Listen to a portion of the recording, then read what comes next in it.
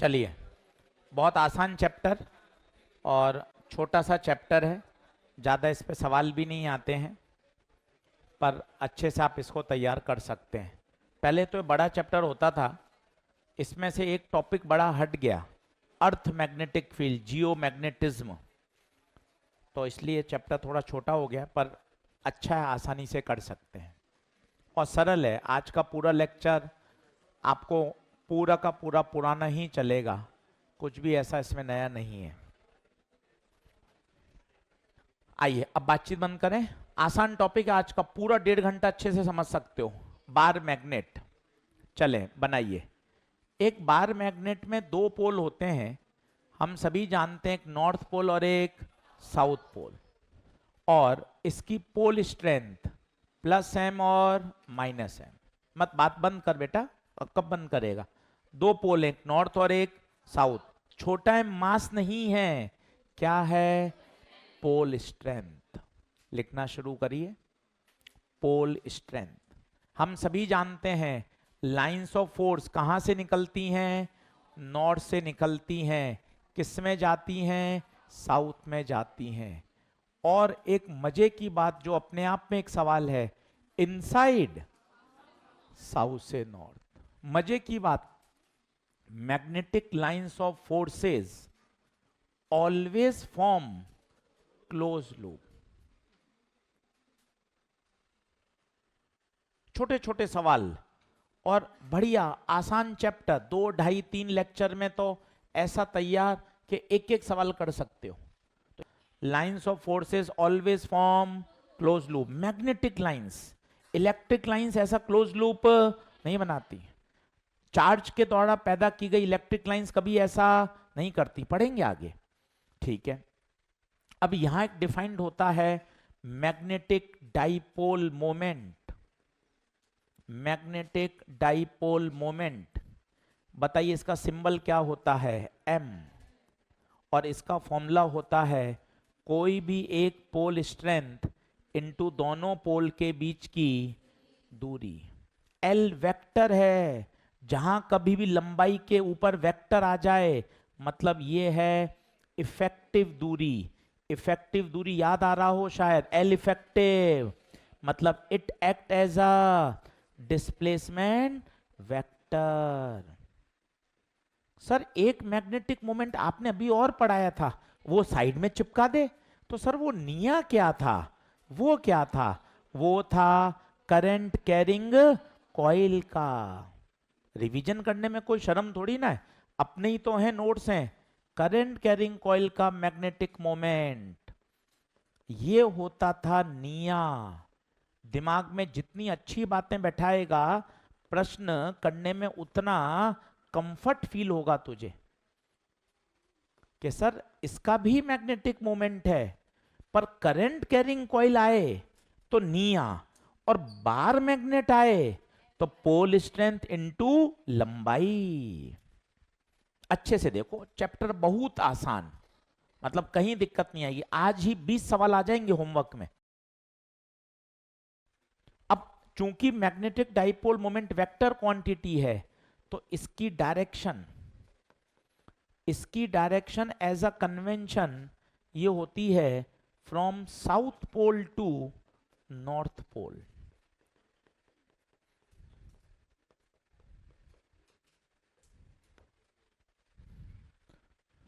मत बोल बेटा, तो बता, मैग्नेटिक मोमेंट की वेक्टर क्वांटिटी की दिशा कहां से कहां?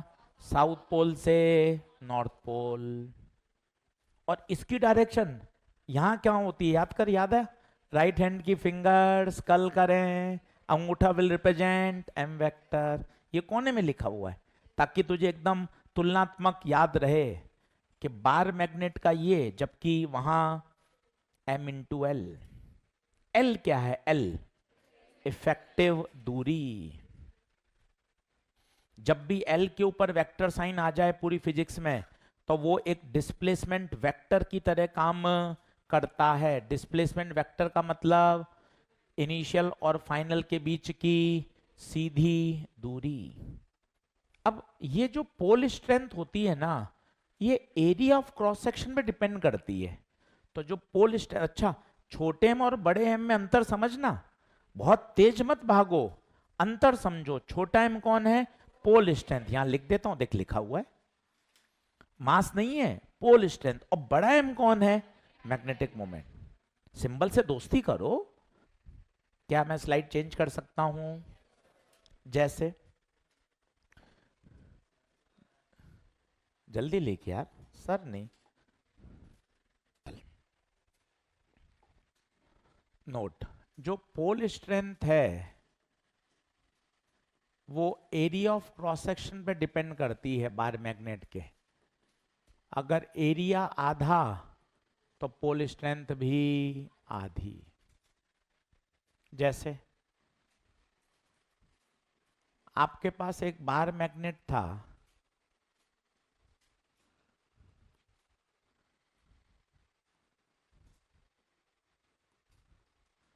और आपने उसको कैंची चलाई, और कैंची चला के पहले ऐसे काटा, फिर कैंची चलाकर ऐसे काटा।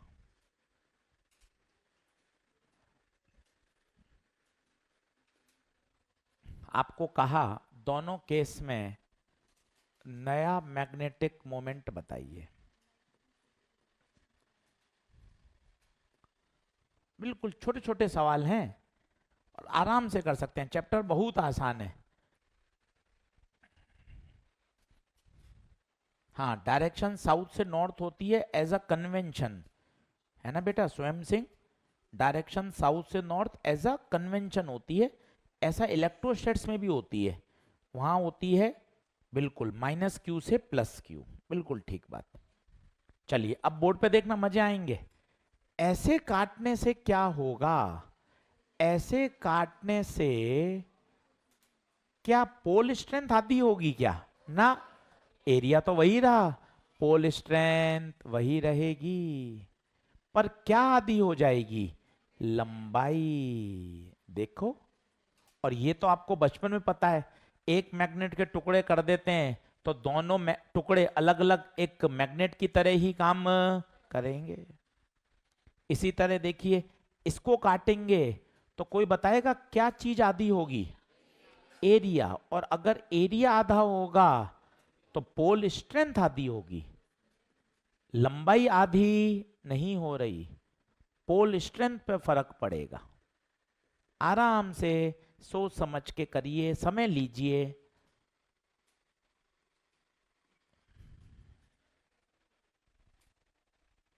एक में लंबाई आधी हुई है, एक में क्रॉस सेक्शनल एरिया आधा हुआ है। अब बताओ पहले मैग्नेटिक मोमेंट कितना था?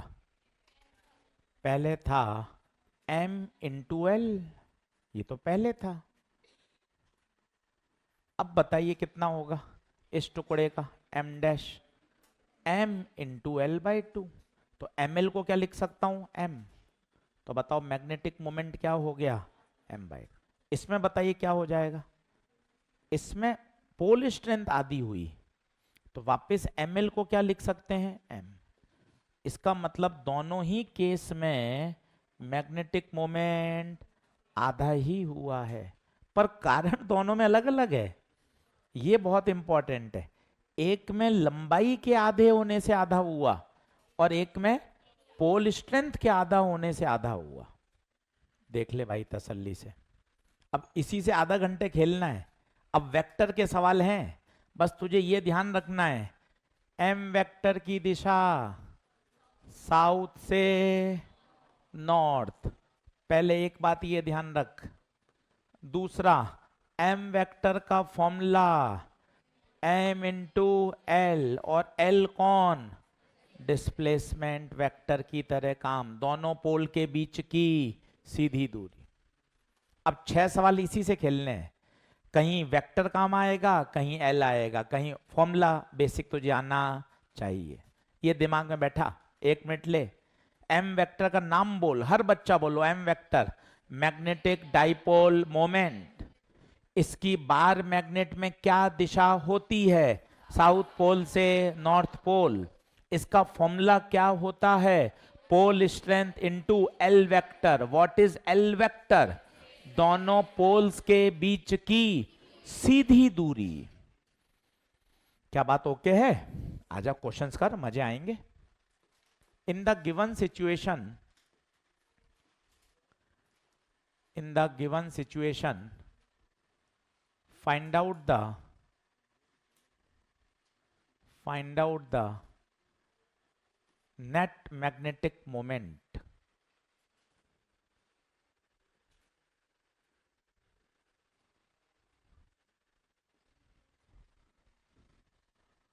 Find out the net magnetic moment.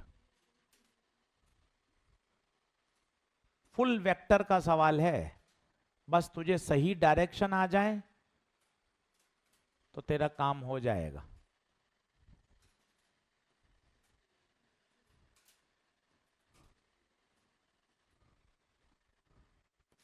Full vector का सवाल। धीरे धीरे धीरे धीरे वेक्टर की सारी बातें यहां से रिवाइज भी हो जाएंगी।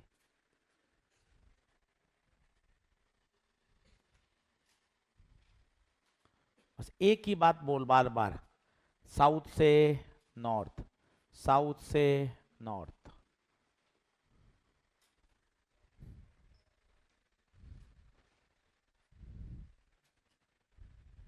इन सभी केस में नेट मैग्नेटिक मोमेंट निकालना है।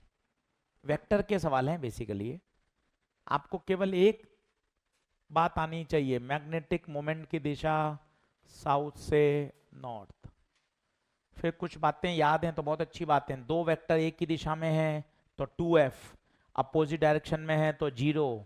चलिए एक ही बात बोलिए, साउथ से नॉर्थ। जल्दी बताइए, साउथ से नॉर्थ ये m वेक्टर, साउथ से नॉर्थ m वेक्टर, साउथ से नॉर्थ m, साउथ से नॉर्थ m वेक्टर, साउथ से नॉर्थ m, साउथ से नॉर्थ m, साउथ से नॉर्थ m, साउथ से नॉर्थ m, साउथ से नॉर्थ m, साउथ से नॉर्थ m, साउथ से नॉर्थ m, साउथ से नॉर्थ m।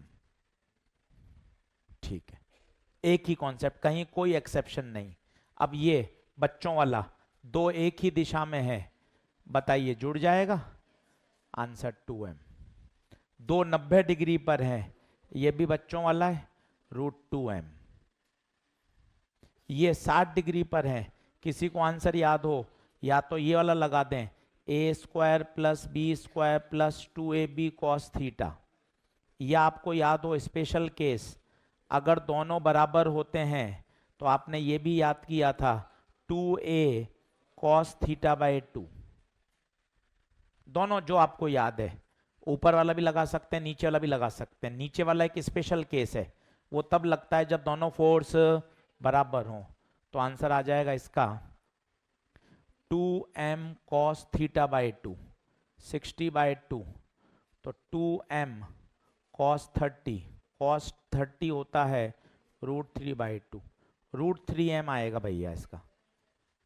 यहां परेशानी होती है, धोखा है, यहां परेशानी है, धोखा है। ये एंगल 60 नहीं है, एंगल 60 नहीं है, एंगल 60 नहीं है। दो वेक्टर के बीच का एंगल तभी नापा जाता है जब दोनों की टेल्स मिले। यहां टेल्स मिल रही है, ये जल्दबाजी में गलती होती है इसलिए आजू बाजू सवाल लिखा है। यहां टेल्स मिल रही है तो एंगल 60 होगा, यहां टेल्स नहीं मिल रही है। अब इसको धक्का मार के आगे ले गए, ये देखिए, ये धक्का मार के आगे ले गए, ये m ये रहा, ये एंगल काम में लेंगे 120। प्लीज इस बात को ध्यान दें, डबल स्टार लगा के रखें। यहां 60 नहीं 120 लेंगे, सेंटेंस भी लिख लेंगे तो कोई शर्म नहीं है। दो वेक्टर्स के बीच का एंगल तभी लिया जाता है जब दोनों वेक्टर्स की क्या मिले, टेल।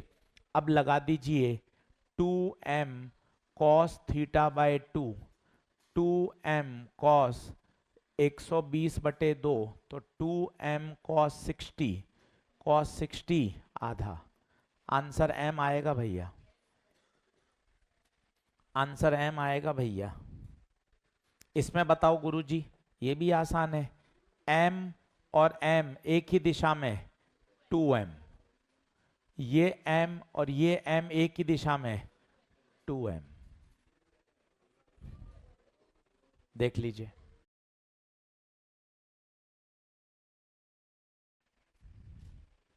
कितना 90 डिग्री पे रिजल्टेंट होता है √a² प्लस b², 2m का स्क्वायर प्लस 2m का स्क्वायर, 4 और 4 8, 2√2m आएगा भैया, 2√2m आएगा भैया। आंसर फाइनल मार्क कर रहा हूं, इसका 2m, इसका √2m, √3m, इसका m, इसका 2√।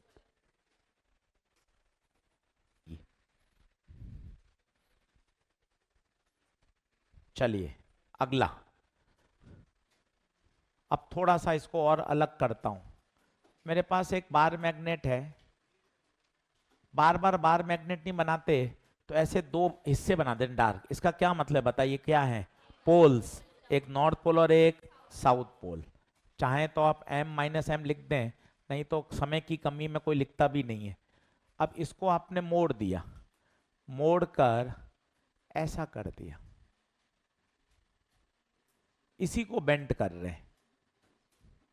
इसको आपने मोड़ कर ऐसा कर दिया, उसी को बेंड कर रहे हैं। इसको आपने मोड़ कर पूरा सर्कल ही बना दिया, इसको आपने मोड़कर ऐसा का ऐसा शेप में चेंज कर दिया। अब आपसे पूछा है भैया सभी केस में नया मैग्नेटिक मोमेंट बताइए। तसल्ली से करिए, आप कर सकते हैं।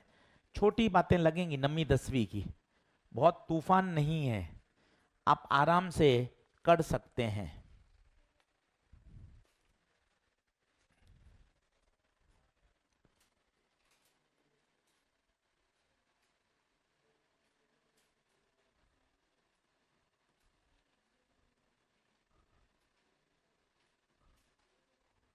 उसी को बेंड किया है।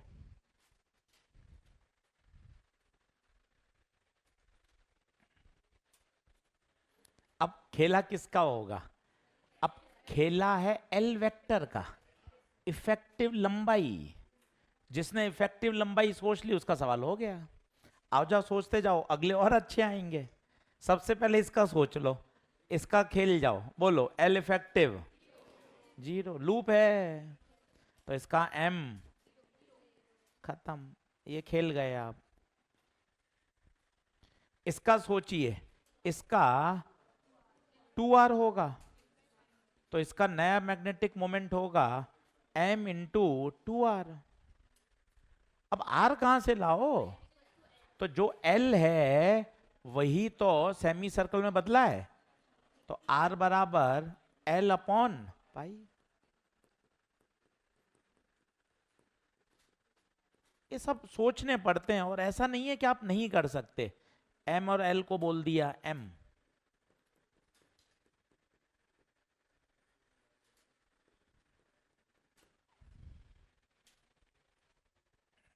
अगला देखिए क्या है, कोई बताएगा? यहां दूरी कितनी, ये दूरी कितनी, हाइपोटेन्यूस लगा दो, हाइपोटेन्यूस लगा दो, कितनी होगी बताओ? x बराबर l/2 का स्क्वायर प्लस l/2 का स्क्वायर, तो l²/4 प्लस l²/4, l²/2, तो l/√2। तो नया magnetic moment m into l/√2, m into l, m/√2 आएगा भैया।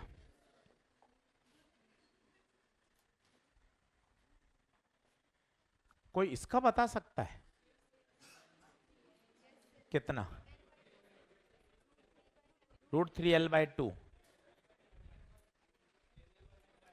m/√3m/4 और m/2। इंपॉर्टेंट क्या है? इंपॉर्टेंट है क्या आप ये दूरी निकाल पा रहे हैं क्या? ये दूरी तो खेल है, ये दूरी जो निकालेगा उसका ही आंसर आएगा। कितनी है ये दूरी? L/2 है भाई। क्यों है? वही तो खेला है। देख, ध्यान से देख, ये तेरा पहले की सिचुएशन थी, समझ? ये 9वीं 10वीं के पाप हैं जो वहां नहीं पढ़ाई करी। ऐसा थोड़ी ना है तूने 6ठी से 10वीं खूब मजे मारे थे, उसका कहीं ना कहीं तो इफेक्ट आएगा यार। ऐसा थोड़ी ना है तो सोचे वहां मैंने फुल मस्ती करी थी, यहाँ 1 साल पढ़ाई करके निकल जाऊंगा, तो मामला तो थोड़ा टफ रहेगा ना यार। ये थी बार मैग्नेट। अब इसको तूने बीच में से मोड़ कर ऐसा कर दिया, बीच में से मोड़ा, मिडिल से। सर आपको कैसे पता चला मिडिल से मोड़ा? तभी तो ये L/2 हुए। ये वाला पोल ये रहा, ये वाला पोल ये रहा। पहले का मैग्नेटिक मोमेंट बताओ, पहले का बताओ कितना होगा? पहले का m/L। बार बार बोल, 10 बार बोल। L क्या चाहिए? इफेक्टिव लंबाई, इफेक्टिव लंबाई। अब इफेक्टिव लंबाई ये है। अब ये कैसे निकालूं? तो दिमाग सोचा, 1 सेकंड रुको सर, ये 60 है, ये आमने सामने की साइड बराबर हैं, तो आमने सामने के एंगल भी बराबर होंगे। अभी एकदम से इक्विलेटरल मत बोलिए, पहले ये बोलिए आमने सामने की साइड बराबर हैं, इसलिए आमने सामने के एंगल बराबर होंगे। जरूरी नहीं है वो 60 हो, यहां 15 अगर होगा तो ये 60 थोड़ी ना आएंगे।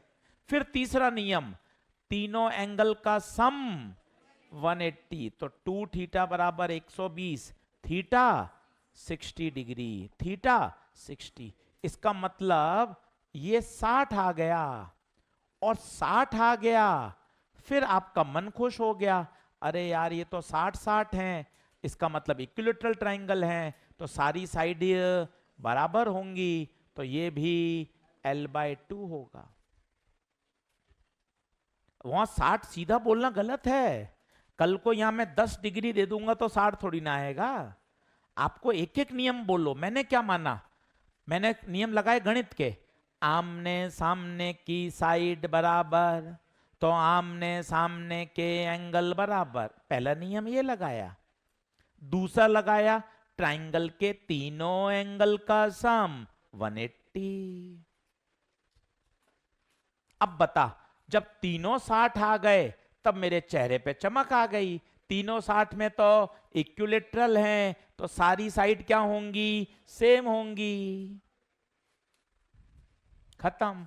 अब बता आंसर कितना? m/L effective, L effective L/2। ml को क्या बोल सकता हूं? m। सब बढ़िया सवाल है सर, एक और कराओ सर, ऐसा एक और कर। बढ़ूं, आगे बढ़ूं भाइयों। अब अगला करके देख, अब दिमाग लगाना। पहले मेरे पास ऐसी थी मैग्नेट, थोड़ा पहले इसी से खेल, नहीं तो तुझे क्वेश्चन समझ में नहीं आ रहा। तू पता है भीड़ इकट्ठी करता जा रहा है सवालों की, सवालों की भीड़ मत इकट्ठी कर, पहले तसल्ली से देख। पहले इसी को बोल, कौन है ये बता? बार मैग्नेट, 2 पोल्स हैं, नॉर्थ पोल और, पहले इतना समझ, छोटी छोटी बातें। तो बहुत ज्यादा सवाल कराना कोई फायदा थोड़ी ना है, बेसिक तो आए मुझे। फिर इसका मैग्नेटिक मोमेंट, दोनों पोल में से कोई एक पोल इनटू दोनों के बीच की सीधी दूरी। बड़े एम और छोटे एम का नाम बोल। बड़ा एम मैग्नेटिक मोमेंट, हर बच्चा बोलो बड़ा एम, छोटा एम। अब आपने इसको बेंट किया, और भाई साहब इस बार बेंट कुछ अलग तरह से किया। लो भाई जी, लो भाई जी, ऐसा कर दिया। लो भाई जी, ऐसा कर दिया। अब आपसे पूछा है इस बार मैग्नेट को ऐसे बेंट करने के बाद क्या बताइए, क्या बताइए, नया मैग्नेटिक मोमेंट। ये भी बहुत फेमस सवाल। ये सब बेंट करने वाले सवाल हैं, टेढ़े मेढ़े कैसे भी। कभी राइट एंगल में कर देगा, कभी सेमी सर्कल बना देगा, कभी आर्क बना देगा। बस तुझे जिद करनी है कि मुझे तो क्या चाहिए, एल इफेक्टिव। तू एक सटीक दिशा में भाग। सर मुझे तो दोनों पोल के बीच की सीधी दूरी दे दो, टक। सर मुझे ये चाहिए, सर मुझे ये चाहिए। फिर देख, सेम नियम अभी जो सुना था वही लग गया, मजा आ जाएगा। आर आर, आमने सामने की साइड बराबर, आमने सामने के एंगल बराबर। बता क्या ये 60 होगा? सोच के बता, अभी करके आया है तू। आमने सामने की साइड बराबर तो आमने सामने के एंगल बराबर, फिर वो 60 60 60 ही आता था। अब सोच, ये 60 ये 60 ये 60, तो क्या ये भी आर होगा? इसका मतलब मुझे ये तो पता चल गया मेरा एल इफेक्टिव कितना होगा, आर। पर आंसर आर में कैसे लाऊंगा? आर को मुझे हटाना पड़ेगा। फिर मैंने सोचा भाई यही तो बेंट हुआ है, तो एंगल बराबर arc upon radius. Angle 60 degree ना, ना 60 नहीं, रेडियन में पाई बाय 3। आर की लंबाई, ये आर की लंबाई तो एल ही रहेगी, वही तो बेंट हुई है, रेडियस आर। तो आर की वैल्यू आ गई 3l अपॉन पाई। अब नया मैग्नेटिक मोमेंट। क्या प्यारा सवाल बनाया है यार, बहुत ही सुंदर सवाल।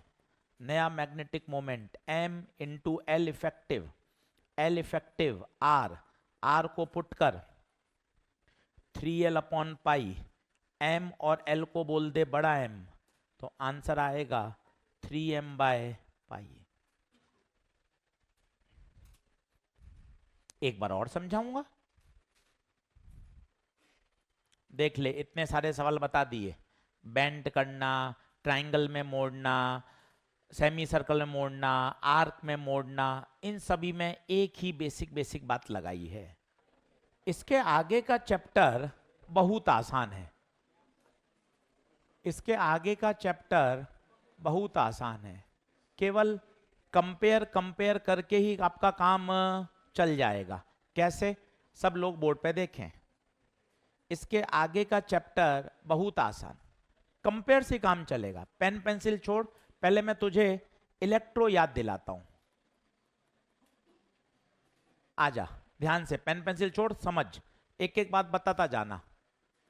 दो चार्ज प्लस क्यू और माइनस क्यू, दोनों के बीच की दूरी L।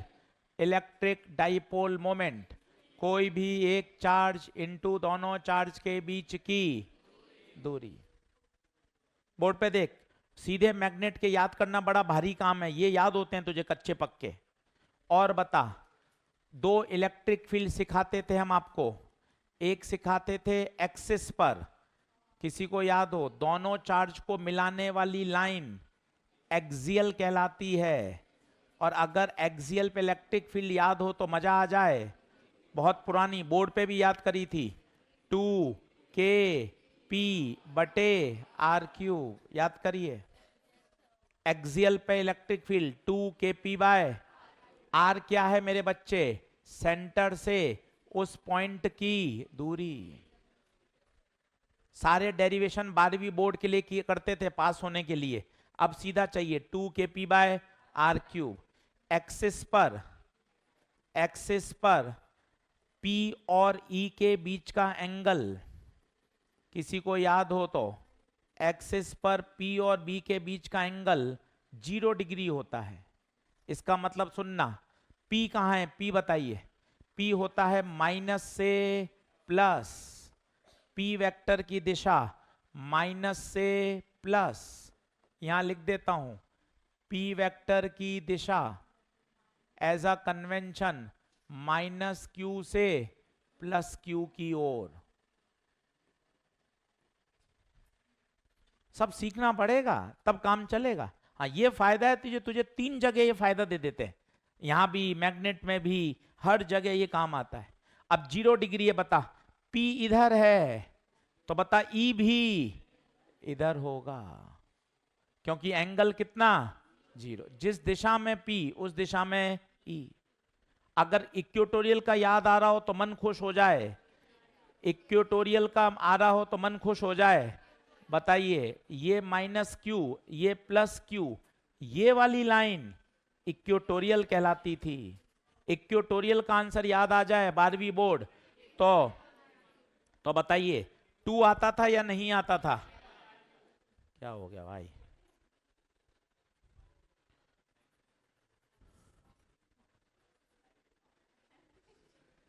ओहो,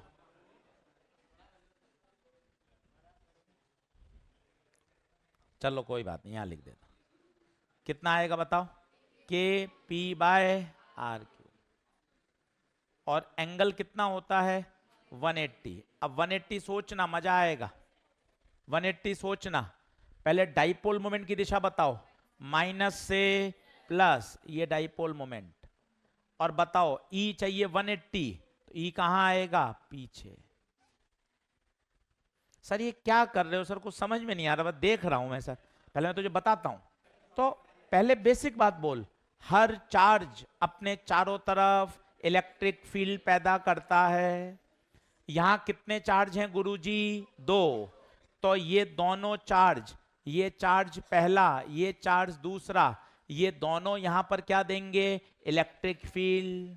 electric field due to a single charge, उसको सॉल्व करने के बाद आंसर आता है 2kp/r³। ये एक्सियल क्या होता है? एक्सियल, दोनों चार्ज को मिलाने वाली लाइन को एक्सियल कहते हैं। 90 डिग्री वाली लाइन को इक्वेटोरियल बोलते हैं। ये कहानी याद होगी तब तुझे मजा आएगा। अब यही प्रश्न बार मैग्नेट में कैसे काम करता है वो देख। सेम नकल बार मैग्नेट में काम आएगी। सर थोड़ा धीरे धीरे बताना, ठीक है? धीरे धीरे बता देता हूं। ये बार मैग्नेट, यहां एक नॉर्थ पोल, यहां एक south pole, plus M minus M, दिशा साउथ से नॉर्थ। सब तुलना क्यों करा रहे हो? अरे एक जैसा लग रहा है यार, 2 charge 2 pole, equal and opposite, equal and opposite, एक जैसी फील आ रही है। वो भी डाइपोल, ये भी डाइपोल, वो इलेक्ट्रिक डाइपोल, ये मैग्नेटिक डाइपोल, फील आ रही है अच्छी सी यार। अब बता यहां पर मैग्नेटिक मोमेंट, कोई भी एक पोल इनटू दोनों के बीच की दूरी, दिशा कहां से कहां? साउथ से नॉर्थ। अब सर इसमें थोड़ा आराम से बताना, ठीक है? चल आराम से देख, आराम से देख। सर इसकी एक्सिस बताओ। सर मैं खींचूं क्या टेढ़ी मेढ़ी? हाँ तू खींच ले। दोनों पोल्स को मिलाने वाली लाइन, ये क्या कहलाती है? एक्सियल। सर यहां पर क्या चाहते हैं आप? Magnetic field. दुनिया का हर बार मैग्नेट अपने चारों तरफ क्या पैदा कर रहा है? इस तरह के सेंटेंस बोलोगे तब ये बातें याद होंगी। सीधा फॉर्मूला याद कर लोगे पता ही नहीं चलेगा क्या हो रहा है। तो पीछे की कहानी पूरी याद समझनी पड़ती है। बार मैग्नेट है, ये बार मैग्नेट अपने चारों तरफ क्या पैदा कर रहा है? चुंबकीय क्षेत्र पैदा कर रहा है। ये वाली लाइन क्या है? एक्सियल। ये वाली लाइन क्या है? इक्वेटोरियल। एक्सियल पर मैग्नेटिक फील्ड, एक्सियल पे मैग्नेटिक फील्ड। अब नकल मानना, नकल मानना। 2 2 के नहीं, के आता है यहां μ0/4π, पी नहीं एम, आर तो आर। याद करना आसान हो गया। ये देख, P की जगह M आ गया, K की जगह μ0/4π। एंगल भी सेम रहेगा, थीटा 0। सर ये थोड़ा समझाओ, ये 0 किसके बीच का है? M और B। पहले M बता कहां है? M साउथ से नॉर्थ, तो B को भी यहां होना पड़ेगा, तभी B और M के बीच में एंगल 0। क्या कुछ कुछ बातें समझ में आ रही हैं? इस तरह से तैयार होता है, नोट करिए।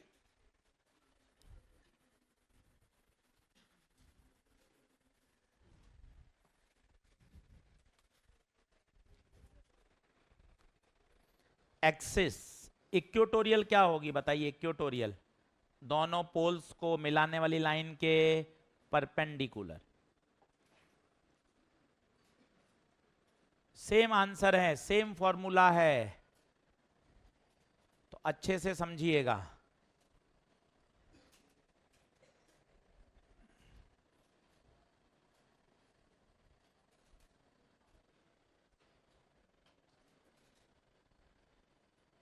घर जाके इनको अच्छे से याद करिए। कोई एक सेट याद कर लीजिए, इलेक्ट्रो का याद कर लें, मैग्नेट का याद कर लें।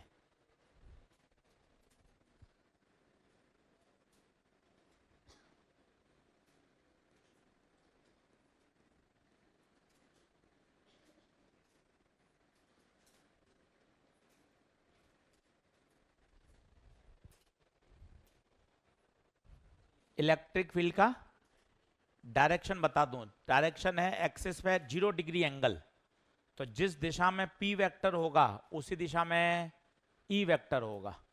तो P किस दिशा में, पीछे, तो E भी कहां होगा, पीछे। अब ये E 0 कहां से आया, वो डेरिवेशन है। ये भी इलेक्ट्रिक फील्ड देगा, ये भी इलेक्ट्रिक फील्ड देगा। यहां टेस्ट चार्ज रखोगे, इसकी दूरी कम है तो इसकी इलेक्ट्रिक फील्ड स्ट्रांग होगी, तो ये अपनी तरफ खींचेगा, इसलिए।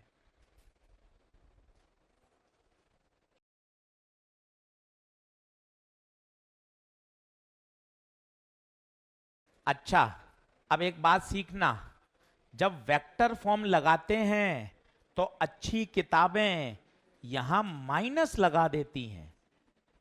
पूछो क्यों? क्योंकि E और P अपोजिट हैं, मैग्नीट्यूड में नहीं होता, वेक्टर साइन में। अच्छी किताबें माइनस लगाती हो, नीट में प्रश्न भी आया हुआ है माइनस साइन के साथ।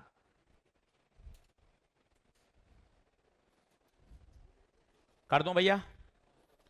चलिए, अब और सुनिए, कंपैरिजन बहुत है, आप बिल्कुल इलेक्ट्रो से कंपेयर कर सकते हैं। जो जो आपको इलेक्ट्रो में याद है ना, वो सारा का सारा यहां बार मैग्नेट में चिपका दीजिएगा, जैसे मैं आपको बताता हूं और अच्छे से।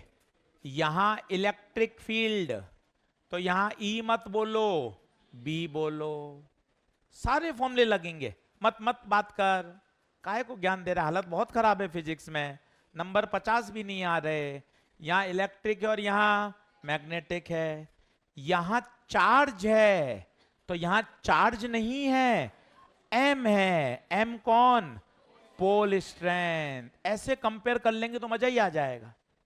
यहां के आएगा तो यहां के नहीं, म्यू नॉट बाय 4 पाई आएगा। हर चीज सेम चलेगी। यहां अगर आप बल लिखते हो क्यू ई, तो यहां बल नहीं, क्यू की जगह आएगा छोटा एम, ई की जगह बी। यहां मैग्नेटिक मोमेंट लिखते हो, नहीं, यहां डाइपोल मोमेंट लिखते हो क्यू इंटू एल, यहां आएगा magnetic moment M into L. Full comparison है, एकदम परफेक्ट। आप कोई भी फॉर्मूला यहां से वहां ले जा सकते हो। यहां टॉर्क आता है पीई साइन थीटा, तो यहां टॉर्क आएगा एम बी साइन थीटा। यहां वर्क डन आता है PE cos theta 1 minus cos theta 2, तो यहां वर्क डन आएगा M B cos theta 1 minus cos theta 2, जो हम ऑलरेडी पढ़ चुके थे। परफेक्ट कंपैरिजन है, परफेक्ट। अगर आप ध्यान से इसको याद कर सकते हैं तो ये फोर्स है, फोर्स ऑन अ डाइपोल, ये फोर्स ऑन अ चार्ज, ये किसी एक पे लगने वाला फोर्स एम बी। कैसे आया? कैसे का मतलब, ये इसका रिप्लेसमेंट है, ये जैसा आया वैसा ही, एफ बराबर क्यू ही, इसका रिप्लेसमेंट है। जब कोई चार्ज इलेक्ट्रिक फील्ड में रखा रहता है तो उस पर इलेक्ट्रिक फील्ड एक फोर्स लगाती है क्यू ई। जब कोई पोल मैग्नेटिक फील्ड में रखा होता है तो मैग्नेटिक फील्ड उस पोल पर क्या लगाती है? फोर्स।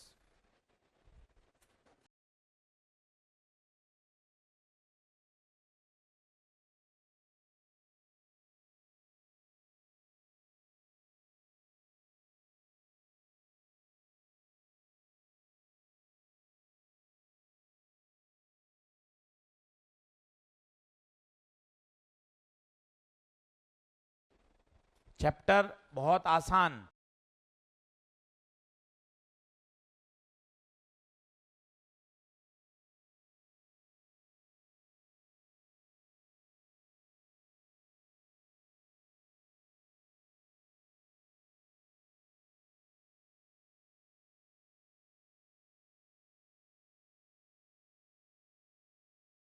अच्छा पोटेंशियल जी यहां याद है किसी को?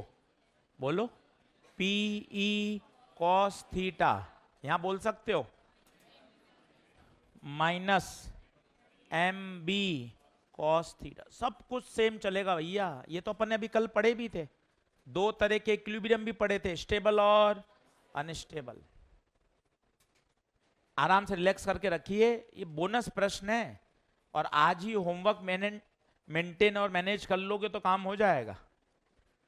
अब देख, एक बार मैग्नेट को यूनिफॉर्म फील्ड में रखा है, कोई बताएगा मैग्नेटिक मोमेंट कहां है? मैग्नेटिक मोमेंट साउथ से नॉर्थ। ये लड़ाई रोज की है, आप इसको समझ नहीं रहे हैं। ये आपने टाउ का फॉर्मूला लगाया तो आपको बोलना चाहिए theta is angle between M and B. ये देखिए एम कहां से कहां?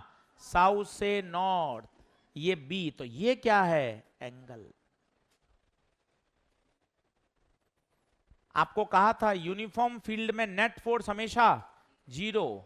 अच्छा नॉन यूनिफॉर्म फील्ड हो तो फोर्स भी लगेगा, टॉर्क भी लगेगा। यूनिफॉर्म फील्ड में नेट फोर्स हमेशा 0 और torque may be 0 may not 0।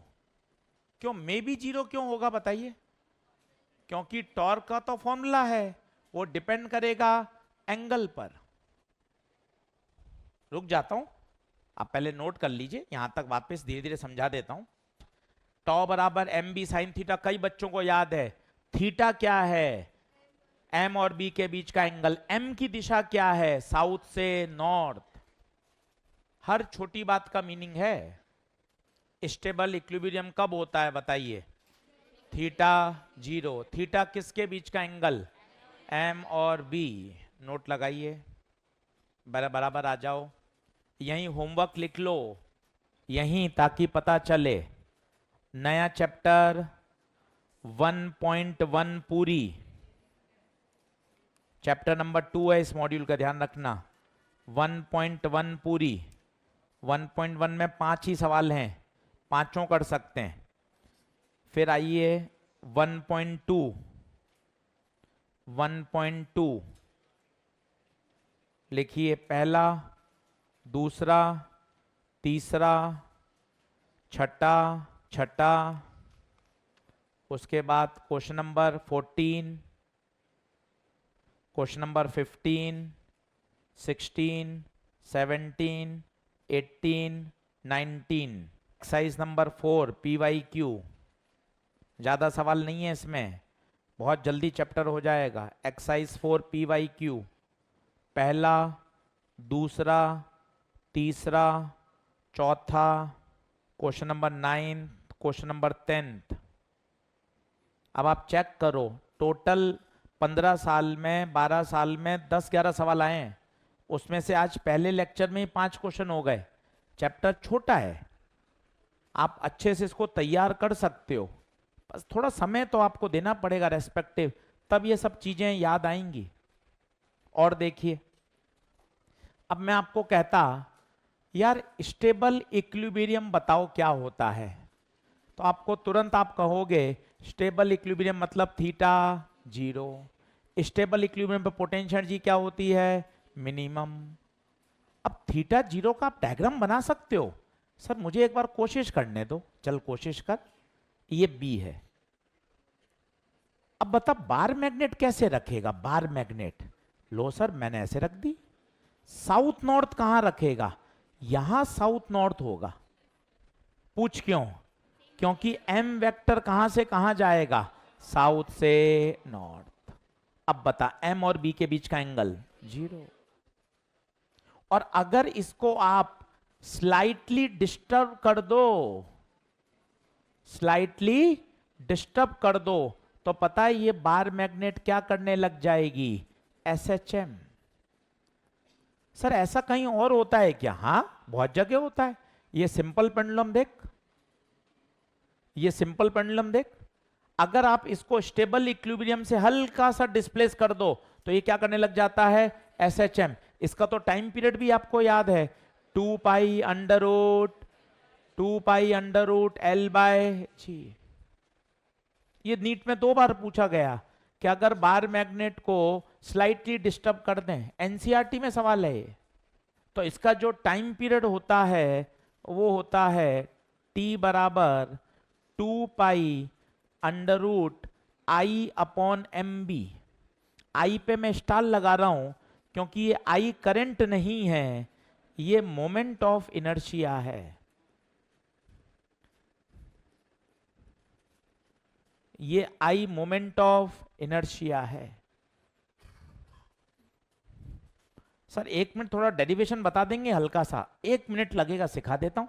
आप नोट मत करना, कॉपी मत भरना, आपको सीधा रिजल्ट याद होना चाहिए। पर क्या सीधा रिजल्ट रटते हैं ना तो क्या ऐसा लगता है एसएसटी पढ़ रहे हैं। तो फिजिक्स समझाना हमें जरूरी है कि कहां से आया, पर ऑब्जेक्टिव परीक्षा की डिमांड है कि अपन को सीधा रिजल्ट याद होना चाहिए।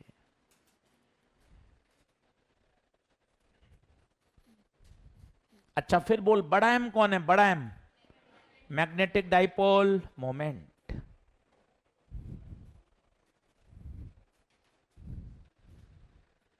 डीपीपी नंबर 6 पूरी कर सकते हैं भैया, ये भले ही पेपर के बाद कर लेना अगले वीक, कोई दिक्कत नहीं है, पर इसको भी निपटाइए। सारे जेईई मेन के क्वेश्चन हैं उसमें। सर 1 मिनट बता दो कैसे आया, एसएचएम हो गया क्या आपके बैच में? तो ठीक है, फिर तो जल्दी आ जाएगा। देखना, रुको रुको अभी लिख लेना। टॉ बराबर होता है आई अल्फा, टॉ भी आपने याद किया एम बी साइन थीटा। आपको याद हो एसएचएम करने की सबसे प्राइमरी शर्त डिस्प्लेस कैसा होना चाहिए? स्लाइड स्मॉल, स्मॉल के लिए साइन थीटा कितना? थीटा। रिस्टोरिंग है तो क्या लगा दिया? माइनस। अल्फा आई को नीचे भेज दें, एम बी बटे आई। अब एक अल्फा का फॉर्मूला होता है minus omega square theta. Compare कराइए, ओमेगा स्क्वायर कितना? ओमेगा स्क्वायर एम बी बटे आई, तो ओमेगा रूट एम बी बटे आई। हमें चाहिए टाइम पीरियड 2 पाई/ओमेगा, 2 पाई ओमेगा आया एम बी बाय आई ऊपर जाएगा तो रूट I/m/b।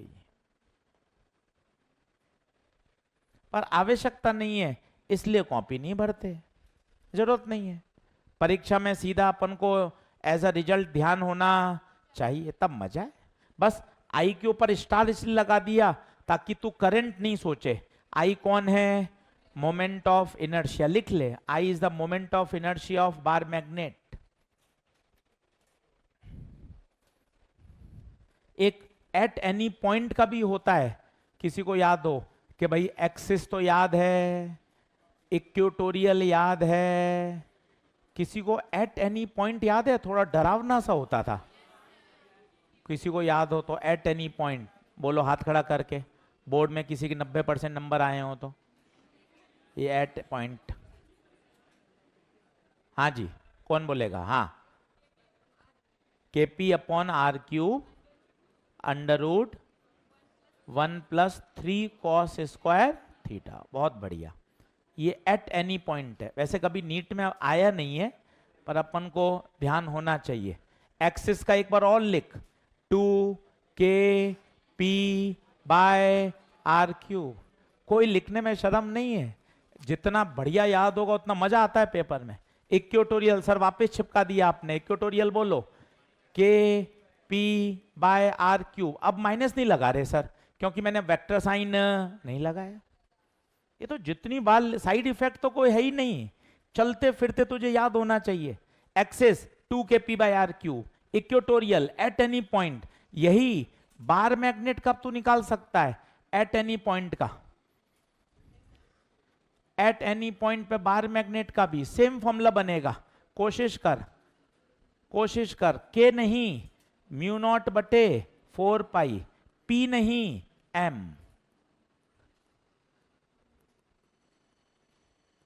आया नहीं है सवाल पर पेपर में, एनसीईआरटी में, ऑल इंडिया टेस्ट सीरीज में कहीं ना कहीं आपको मिल जाए किसी एंगल पे, तो अपन को ऐसा नहीं है कि अपन छोड़ें, फॉर्मूले याद होने चाहिए।